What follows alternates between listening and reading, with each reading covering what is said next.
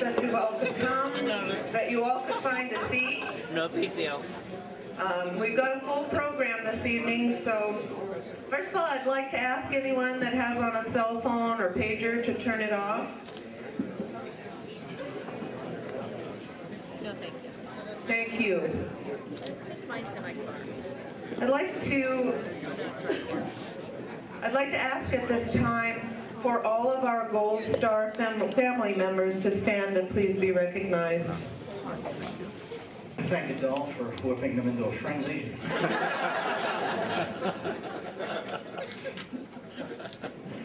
Nice to be here, folks. Appreciate everybody's service, and I mourn your loss. And I don't want you to think on a day like this that I don't realize the depths of all of that.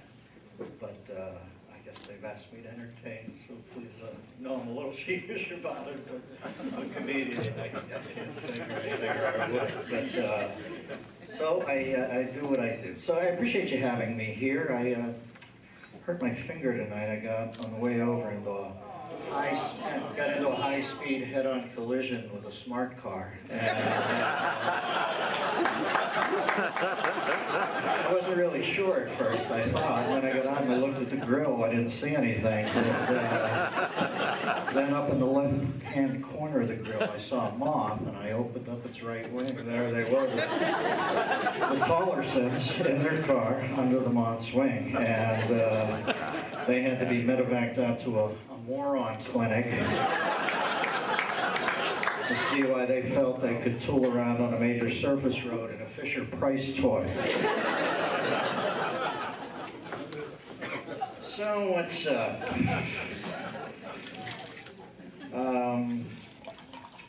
The environment, that's what's up. Lovely day up here. Every time I see one of these lovely evenings, I keep thinking we're overplaying the environmental card. Al Gore, they built a school this week, I see, in Los Angeles, and oddly enough, they broke ground on a school named after Al Gore, and it was built on a ground that was poisoned with toxins and all that. I thought this is so apropos, because I'm not even sure I buy the global warming thing. What's the crux of the problem? Over this last century, the temperature of the planet has gone up 1.8 degrees. Maybe, maybe not. Excuse me for not trusting temperature figures from the year 1906. We were still defecating outside in the woods. I'm supposed to believe they had a stranglehold on the Fahrenheit at the Earth's magma. Sure, that was an accurate reading. Huh? Ezekiel, put the candle wick down the possum hole. Let's lay down a baseline for future generations to derive their self-worth from. Then we'll go hand churn some butter, maybe invent flight later this year. I'm not going to use the curly Q light bulb in my house. I'm sorry. I haven't worked my entire adult life to have my living room lit like a fight scene in a stairwell on the Bourne Ultimatum.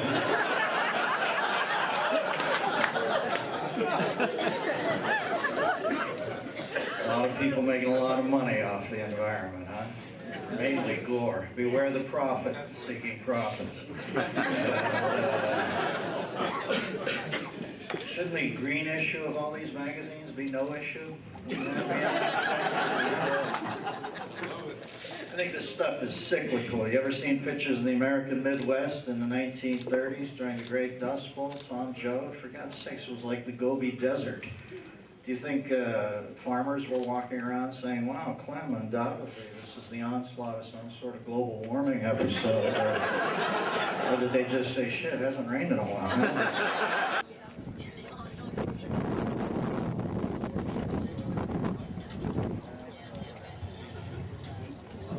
Are we ready to go to work? Today is a very special day. And I'd like to take a few seconds just to introduce some of the people up here on the podium. Start with George Lutz, Marlon Kirkendall. Believe it or not, he's Prescott Valley, or Prescott's mayor.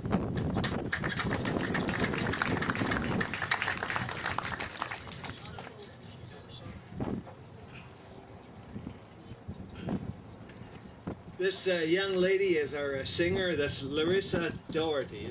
Say that right? Pastor Dan Crouch. Sergeant Jennifer Miller. Police Chief Jim Maxon. Crystal Mary, let me see this. McCary, I'm sorry. I was close. Paulette Martone. Jasmine Kroll. And CJ and Curtis Boggs. And they're the folks that brought the motorcycle in front of us. We'll start with presentation of the colors. Would you please stand? And the officer of the day, would you post the colors?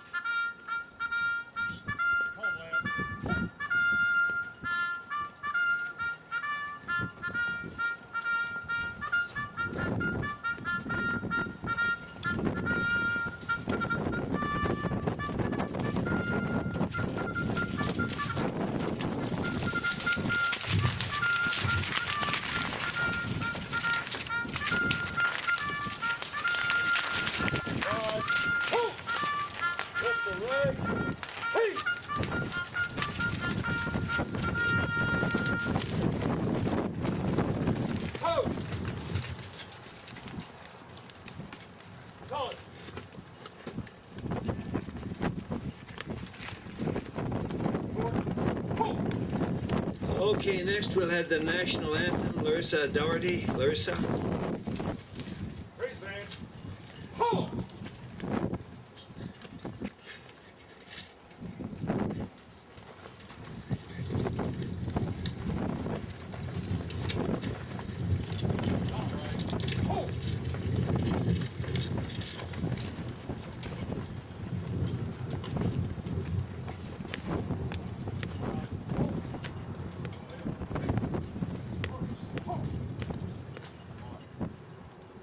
Okay, you can sit. Next we have a welcome by Sergeant Jennifer Miller, Prescott Valley Police Department.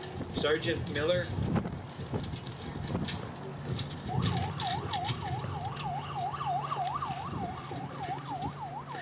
Good afternoon.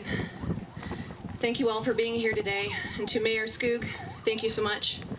And I guess thank you to the Prescott Valley wind that never seems to cease, huh? I stand before you here today, deeply and truly honored and humbled to have been asked to speak at this historic moment. I'm grateful to Mr. George Lutz for his vision quest of making the Honor and Remember flag a reality, and to our Mayor, Harvey Skoog, for his support of this endeavor and our community as well. I am proud to have served my country as a United States Marine, and I am privileged to have come from a long line of military service in my family.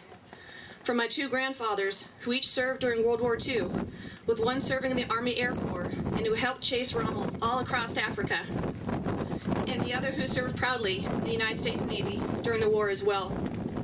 To my dear brother, who served his country honorably during the first Gulf War, and who thankfully returned home safely this past March after an 18-month tour in Iraq. My brother returned home safely. But as we know, there are many of America's sons and daughters who did not. To the Gold Star mothers, fathers, and families that are here today, please know that you have my deepest and sincerest respect, honor, and gratitude for the sacrifices that you have endured. And that is what today is about, to pay tribute to those who have made the ultimate sacrifice, knowing full well that they did so for the honor of our great nation. I am proud to be an American, and I will never forget my countrymen who gave their lives so that we here today may know the comfort of freedom and hopefully one day the ultimate elusive prize of peace. Thank you.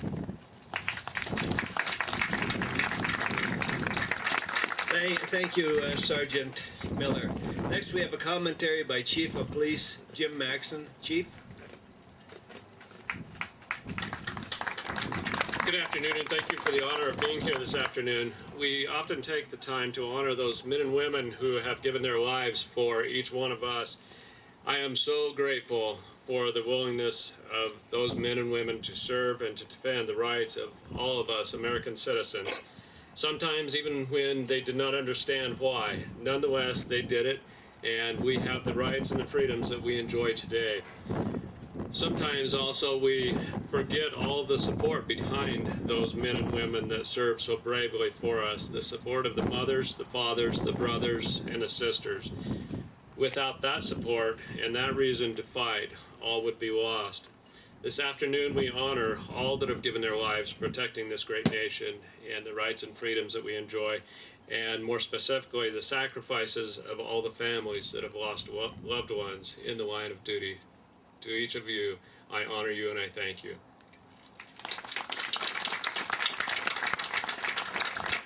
Thank you, Chief Maxson. Next, we're going to have the Honorable Mayor Marlin Kirkendall introduce our special guest. Mr. Mayor?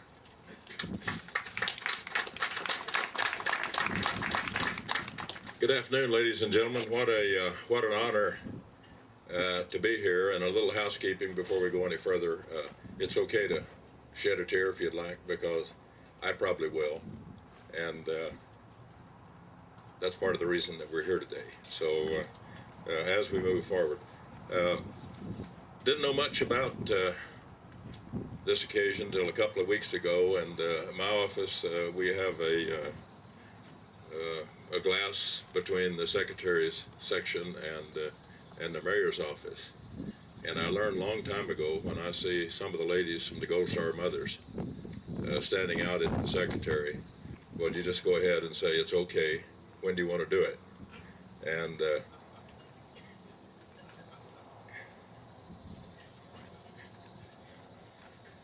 I'm getting feedback from the back row here. But last year, well, actually it was this year at the Gold Star Mothers event at the VA, both your mayor and I was both honored to be a part of that, and this is just a continuation. You know, patriotism wasn't born in Prescott and Prescott Valley, but it's alive and well, don't you think so? Amen.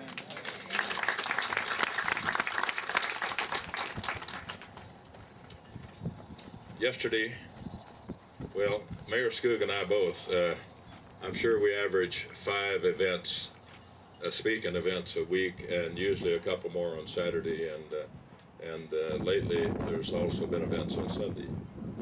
But yesterday afternoon we had 3 events downtown, and it ended up with the Corvette car show, and we had 250 cars and an awful lot of folks. As we were walking back to the car, a friend of mine told me, he said, you know, Marlon, he said, people of Prescott really enjoy your speeches because they don't last long and they don't say much. So we're going to continue that tradition here today. The speaker that's going to follow me is quite a guy. We spent this morning on the web and trying to keep up with him. We found when he was leaving Havasu City, but we didn't find where he had turned into Prescott Valley. So he already told me that he was a little behind on his, is it tweets or is it what it is, Frank? His journal. So it's great, but it's he's running in pretty good company. Just last week, on September the 11th, he was at the Elks Lodge in Lompoc, California, and I understand he was running with Dennis Miller and Bo Derrick. Not bad company, huh? And yesterday well, actually Saturday, well, that's yesterday, he spent the day in Lake Havasu City and was part of the Patriot Day Parade. So with nothing more to add, because he's going to tell us what's going on, I want to present to you Frank Lutz.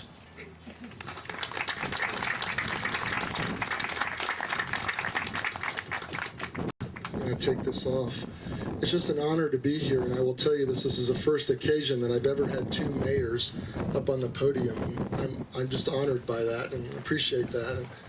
And thank you for those of you that are braving the elements. It's beautiful weather out here, but I'm going to tell you, Arizona is the very hottest state I have ever been in. And but I enjoy the heat because I'm from Virginia, and Virginia is very humid. And 100 degrees in Virginia is totally unbearable. So I'm enjoying this, believe it or not. But I'm here to tell you why I'm here, what I'm doing. Many of you may not have any clue as to what Honor and Remember is. Some of you do, but I get an opportunity to share my vision with you as I travel around the country on what I believe is one of the most important historic moments of our time. On December 30th, 2005, two uniformed soldiers came to my door with those words that no parent ever wants to hear. We regret to inform you. The day before, my son had been shot by a sniper in Fallujah, Iraq.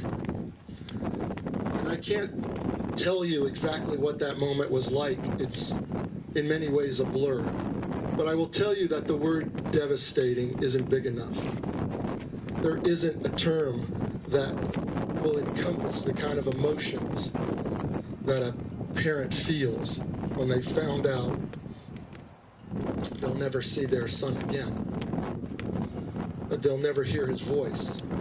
And I thought right away, certainly they must have gone to the wrong house, or maybe he was just wounded. But reality set in pretty quickly that day when I found out that it was true. And the processes that I went through from that moment on are many of the same processes that any grieving family will go through in any loss. But one of the things that touched me deeply was knowing that I would never have you in my life again. And so I went on a search for memories. I began to open drawers and closets, look for photographs, look for emails on the computer, in this technological age, videotapes of him growing up. Anything I could that would give me one more day of life with him. I even found a handwritten Father's Day card from years before. And anything at that moment becomes important. I could have found a crumpled grocery list as long as it was in his handwriting. But that process is finite. You can only open so many drawers. And my son was married and had 2 children. And I realized that he had a life outside of his own family, of his mom and dad, because our kids, they get to a certain age and then they want to get out there and start their own lives. And that's what they do. That's what we want them to do. That's what we train them to do. And so he had his own life. He had been to college. He had several jobs. He started a family. He had many, many friends. He was a very popular kid. And I went to his friends because I was looking for stories from them, or photographs, or anything that they could give me that would give me one more day of life. And that process ended. And then I realized that he was now in the Army, and he had trained with so many, and he was deployed with a battalion of Marines. And I thought, certainly they're going to have stories. And so I reached out to them because I wanted to know if there was anything that they could tell me that would let me know how he did his job. Were they proud of him? What did he have for breakfast that morning? Anything that they could tell me that would give me one more day of life to hold on to. And so I will tell you that the military are not that forthcoming It's very difficult for those that are with those that have been lost beside them to talk about it. And sometimes it takes years for them to come forward and actually face the parents or face the wives. And so I had a few stories, but not many. And he died in 2005, and I've had a few stories since. But that process came to an end, theoretically, for all intents and purposes. And then I realized something very important, even much more important. I realized that he died for his country. I realized that he was young, intelligent, healthy, could do anything in this country. He could have stayed here, got a job, done pretty well for himself. But he decided to serve selflessly, as all of our sons have, and do something very few in the population will do, and that is serve their country. And I wanted to know how this country remembered, because in a selfish way, I just wanted to embrace it. I wanted to hold on to something. I wanted to be proud that this country cared about the freedoms that we live under. And I began a search of remembrance. And what did I find? I found wonderful memorials. I found monuments. I found buildings named after loved ones, street names. I found little pieces of remembrance everywhere around this country, but nothing public. I thought to myself, how many people will ever walk to a monument and visit it? Look at the beautiful monuments in Washington, D.C., the Vietnam Wall, the World War II Memorial. And I thought, how many will ever get there? 5% of our population? Maybe 10% of our population, but I doubt many more than that. And that wasn't what I was looking for, because what I realized is that those monuments and those memorials are built mainly by veterans. They're funded by veterans, and they're visited by veterans. Unless, of course, it is so spectacular that everybody just has to see it because of its architecture. So that wasn't what I was looking for, because the military get it.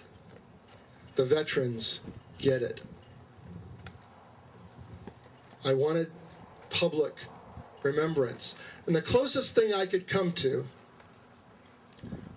was the yellow ribbons and the bumper stickers that say support our troops. Because you see a lot of that around the country.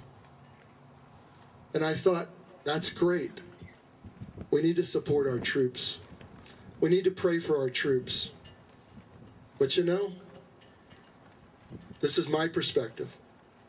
My son was a troop. Their sons were troops. But they didn't come home. I tied a yellow ribbon on every one of the trees in front of my house. I have 7 huge trees. He still didn't come home.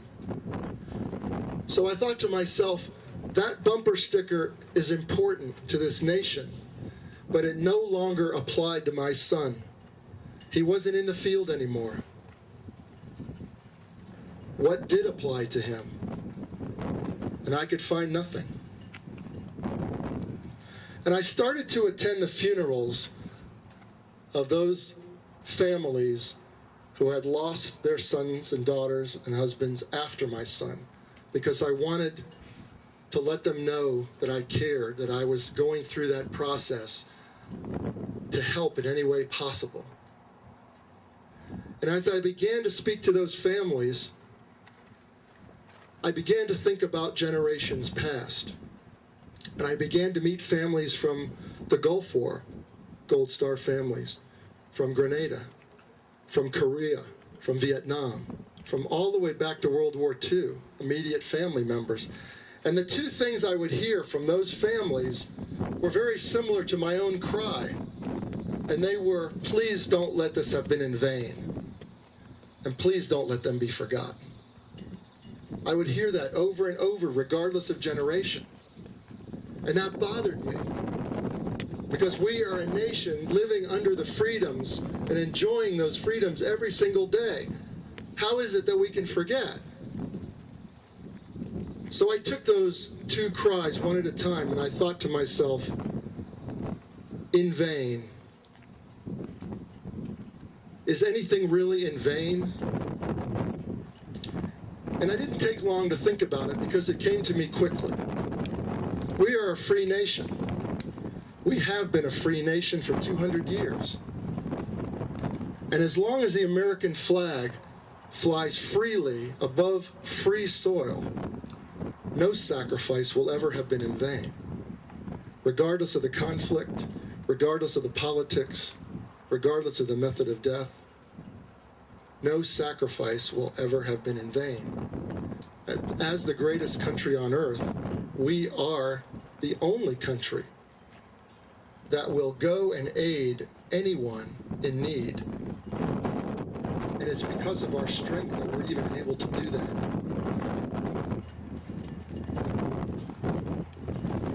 And so the in vain question just was not a problem for me at all. But the remembrance part was. Because if you all remember 9/11 and what happened in New York, on 9/12 you couldn't find an American flag in a store to purchase, at least not on the East Coast. There weren't any flags anywhere. They were selling them on the street corners by the hundreds. But 3 months later, 5 months later, 6 months later, those flags were never replaced. They faded, they were tattered, they were taken down, and that was it. Very short memory. Most everybody went back to their lives. And as I met the Gold Star families and spoke to them and grieved with them, the stories that I would hear over and over was that I have to talk about my son. I have to keep talking about my daughter, my husband, because nobody remembers. And when I talk about them, they say to me, "Aren't you over that yet? It was 2 years ago." Or it was 40 years ago, as I talked to Vietnam families. I was with 2 Vietnam mothers on 9/11 with Dennis Miller, and we presented a special gift to them. And in tears, buckets of tears, the mother said to me, "I have never had anyone remember my son since the day he died." And that continued to bother me as I had heard that. So what was the answer for me? Because my passion was public remembrance. What could I do? And so on May 26th, 2008, Kurt, can you help me? We need 2 people. The Honor and Remember flag was created. And the reason it was created because I will have to tell you honestly, my inspiration is the POW flag. Because as I attended those funerals that I mentioned earlier, I would see that POW flag flying everywhere. And I thought to myself, what an honor it was for those captured or missing to have a designated emblem, an adopted symbol of the United States that honored those men, mostly men, that needed to be remembered. But you know, it took 18 years for the POW flag that began in 1971 to be finally recognized by our government in 1989. And I thought to myself, the fallen need a flag. The fallen need some symbol of remembrance. There were 56 to 57,000 that died in Vietnam. And hundreds of thousands prior to that. And in my search, all the way back to the Revolution, I could not find a public symbol of remembrance that recognized sacrifice. Not a military symbol, but a public symbol. And the Honor and Remember flag was unveiled to the public 2 years ago. to be that symbol of remembrance, recognizing all military lives lost in service to our country from the beginning of our country's history to the present, and as long as we have military, unfortunately, beyond. The symbolism behind this flag, I probably don't even have to tell you, because it was designed in a way that would be easily recognizable, it would be distinct. The symbols come from military history and universal understanding. The red field, American flag red, stands for the blood shed for this country. The white field underneath stands for the purity of that sacrifice, because each man and woman went over on a pure mission with a selfless heart, each one saying to their families and their friends, "Don't worry, I've got it covered. We know what we're doing. I'll be back." They didn't come back. The blue star in the center of this field goes back to World War I, when a blue star solid was hung on banners on the windows and doors of military families. That's where we get the term Blue Star Mothers, Blue Star families. The gold star in the center of that blue star, again going back to World War I, is where we get the term Gold Star Mother. Gold Star families, Gold Star fathers, Gold Star siblings. Many in this country have no idea what a gold star means. Many in the military have no idea what a gold star means. But they will. The folded flag beneath those stars, we all recognize as a life lost in this country. A folded flag handed to a family at the memorial of their loved ones. Many of those families that were MIA or POW never got a folded flag. There's never been closure. This country was built on one folded flag at a time. The flames above it, an eternal reminder, recognizing that we will never forget. And the words below, we will always honor their sacrifice and remember them specifically by name, because they are names, with families and extended families and friends and comrades. They're not numbers. They're not statistics. And right now there is a bill in Congress to officially recognize this as a national public symbol of remembrance. HR 1034. I decided 6 months ago that I would take this message to every single state in this country. In February, about 6 states had contacted me to make it a state symbol of remembrance. And I thought, I can't wait for them to contact me. I need to go out and bring this message to everyone. And so I deployed myself right after Memorial Day of this year, and I've been traveling on a specific journey to reach every single state. I have traveled now 20,000 miles since June the 7th. I've been in 39 states, and I've met with governors, mayors, Medal of Honor winners, senators, many, many officials, patriotic Americans, many PGR, American Legion riders, many, many riders. Thank you so much for being a part of this today. It's an honor to have you be here and have you stand up for the families so often, every time. And I have traveled this country, and I will tell you, in the 38 states, I haven't been to Phoenix yet, I have had a commitment from every single state that this will fly as an official state symbol. I already have probably 20 states that have written the legislation already, and the 11 states I have to go, 6 of them have already made commitments, and I haven't even been there yet. And so this mission will continue, and before long, I don't know if it'll happen before the end of this administration, this congressional administration, but by the next one, I believe that this will be a national symbol of remembrance and a state symbol in the state of Arizona. and you'll have seen it, you'll know what it means, and hopefully many of you will fly it.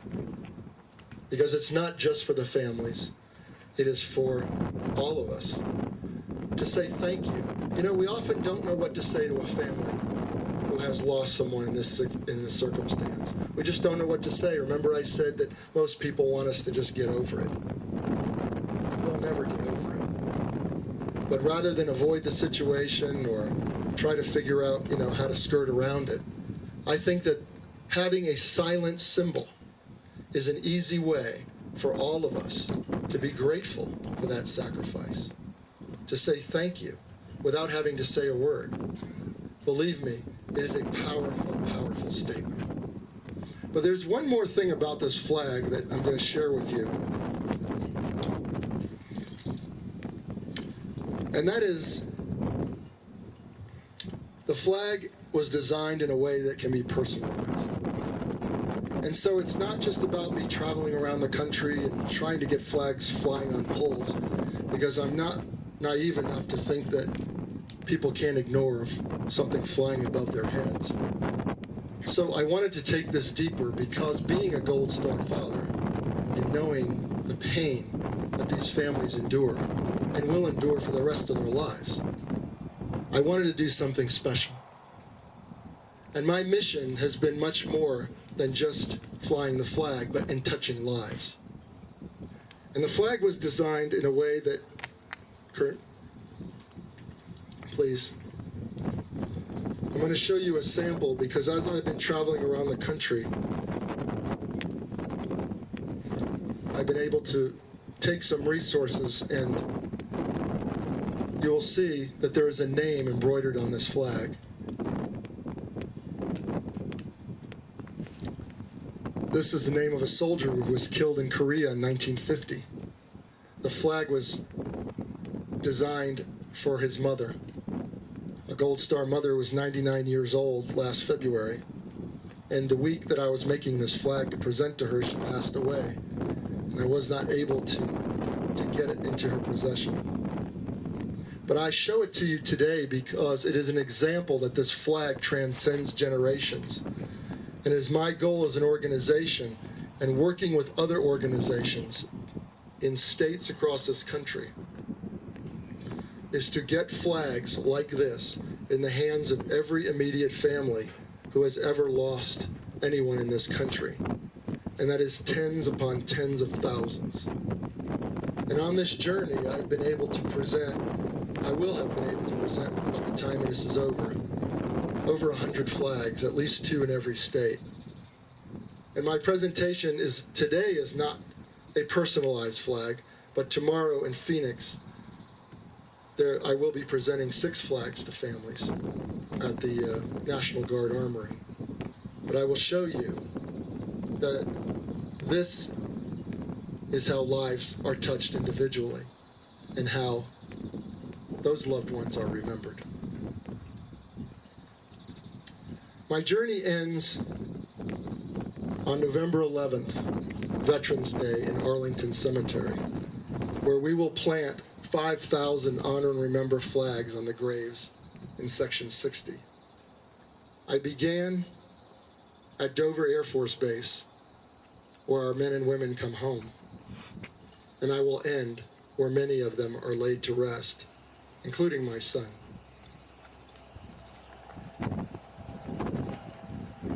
I so appreciate those of you that are here to be able to share this with you, to be able to hear this story, and hopefully to be able to light a flame that you will be able to reach to others. There's a website you can go to. There's a petition online that you can sign. This is a national effort. You can tell friends, other organizations around the country, your co-workers. You can fly the flag. There are many ways to be involved, because you will be ahead of the curve as this becomes a nationally recognized symbol. And I'm going to close with this quote from John F. Kennedy. And he said that a nation reveals itself not only by the men that it produces, but by the men it honors and the men it remembers. Thank you. God bless you.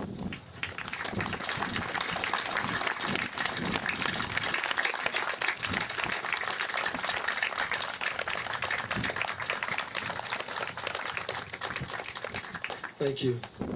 I just would like to make a special presentation and thank you to Jasmine and to Paulette for organizing this and, allowing me to be honored by coming through the city and just being a part of this and sharing with you. And you all right? Are there any other Gold Star families out there in the audience? Because I want to make sure I recognize them. Yeah. But I just have a flag for them to remember the visit and to have for their Gold Star Mothers group here. So I'm leaving this with them and just wanted to honor them with this today. So I encourage the mayors to put resolutions together and fly these in their cities respectively, and for all of you where you can to do a similar as well. But thank you.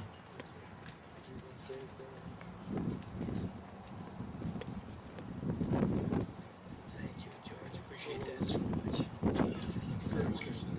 That's okay.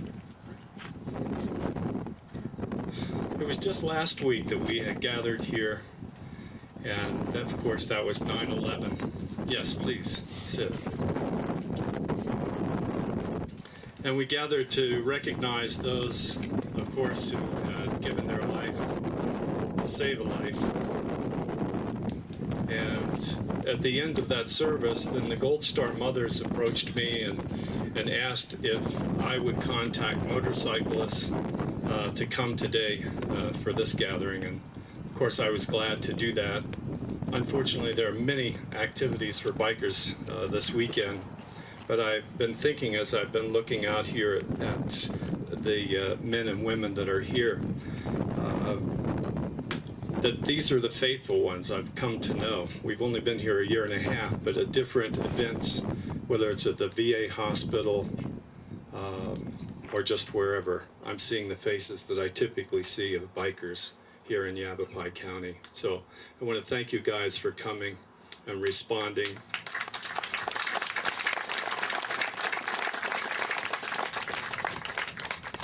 And I'm not ashamed to say I wasn't familiar with the Gold Star Mothers until they had approached me. And I mean, it's not like I didn't have any familiarity, but I felt an obligation to do a little research, which I did. I went to the website, and then I called. We had a conversation. I wanted to know the history and what this whole thing is about. And of course, the more I did, the more I realized, boy, this is a great thing. In addition to being involved in 9/11 and making that something that is consistently something that we remember, and not only that those who gave their life, but those who are also serving now, as we did last week. That's so important for them to know that we care about them, and to thank them as well for their service. So I was glad to do that. I'm really glad to be here and now to be a part of you guys.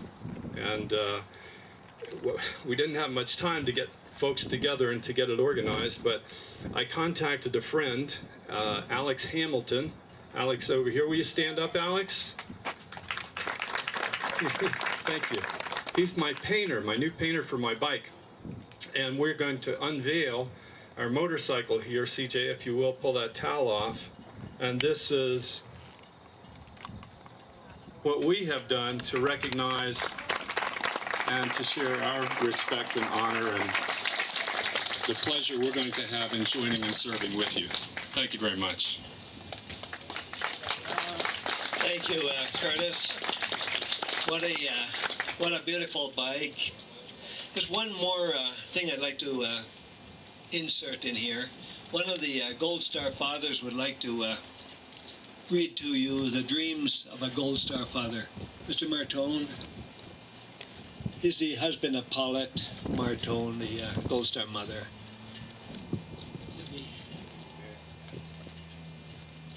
Hi, everybody. Well, a long time ago, when the war first started, I guess I might have it correct, March of 2003.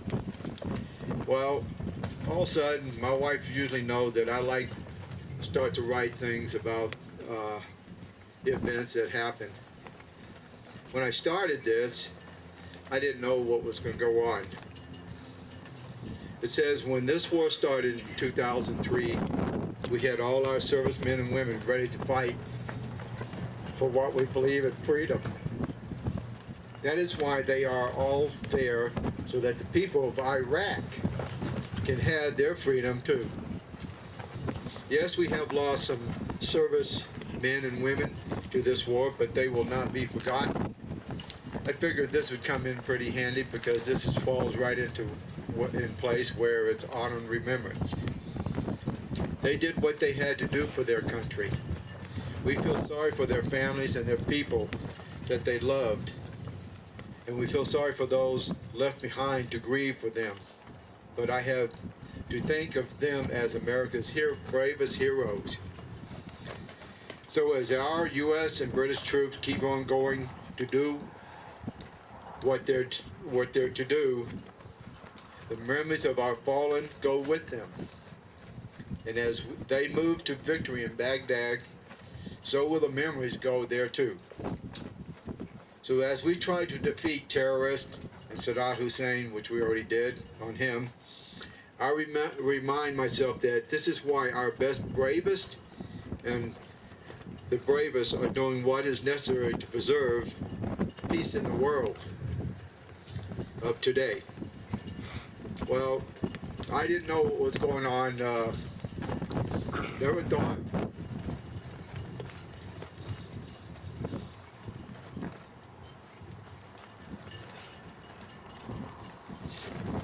Never thought it would happen to me.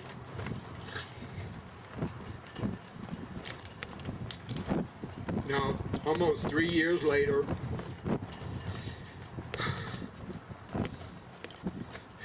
my son is now one of America's greatest and the bravest. So I thank all the families around here, and I thank George Lutz for getting this honor and remembrance flag going. And I know for sure, within the next year or so, it will be approved. Thank you very much.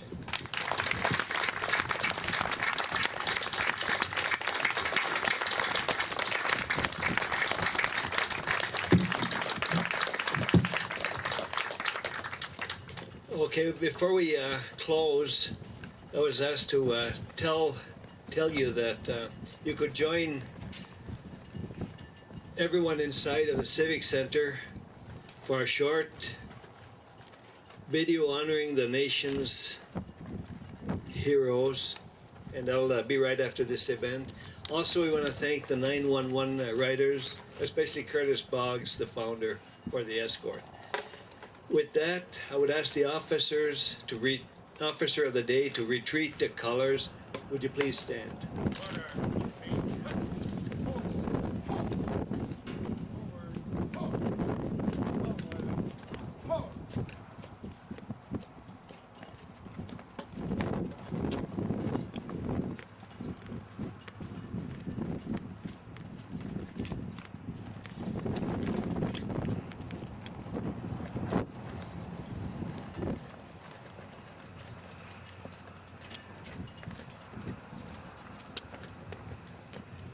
One, halt!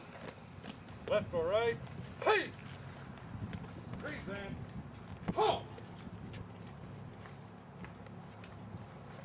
Forward, halt! Retreat.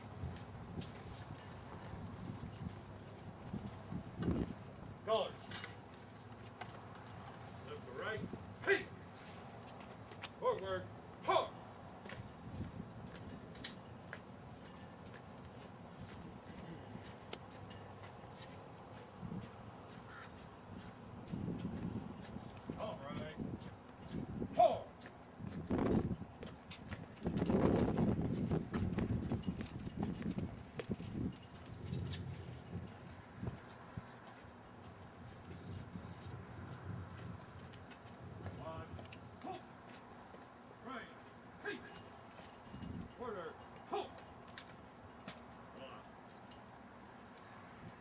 Okay, now we will close. Pastor Dan Crouch will close with the benediction. Pastor.